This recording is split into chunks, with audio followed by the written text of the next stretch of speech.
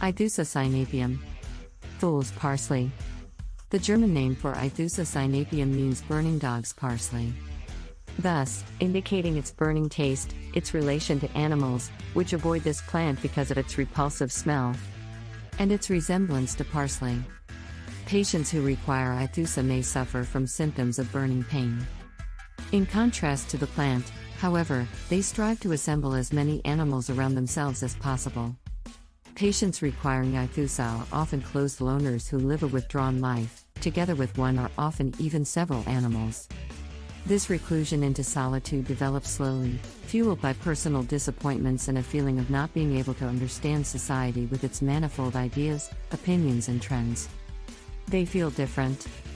They find it hard to build up contacts and relationships with other people, to communicate with or show an interest in others.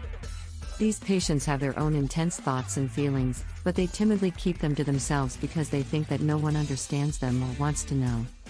Thus, their emotions are bottled up, they are unable to express them, and this unconscious conflict results in these people withdrawing further and further. Eventually, they avoid other people, they become outsiders, compensate by acquiring many animals and dedicate their whole life to them. In this way, they construct a substitute world in which the company and affection of the animals render any need for contact with human beings superfluous. Through their sensitive communication with the animals, these patients release their pent-up emotions and achieve the kind of pleasant feeling of security which they were not able to find with humans. If they do not succeed in building this kind of community in order to relax emotionally, their emotional affections begin to emerge in the form of soliloquies or illnesses. Their intense feelings and strains have to get out somehow. The pent-up inner pressure is often released, comparable to an explosion, in the form of complaints which appear suddenly, for example, severe vomiting, diarrhea, prostration or pain. The patients develop fears, mainly of situations where they have to give up control of their bottled-up subconscious.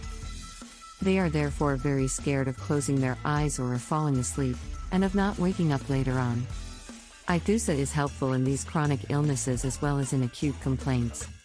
Small babies who suffer from vomiting and diarrhea accompanied by noticeable and severe dehydration need this remedy. Further, it is an important remedy in complaints caused by prolonged mental strain. Studying and concentrating are very difficult for these patients.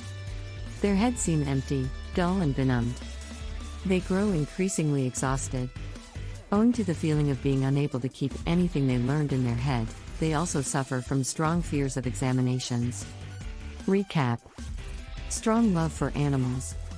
Eruptions on the tip of the nose. Babies with an old-looking, hypocritical face. Intolerance of milk in babies. Prostration of newborn after acute illnesses.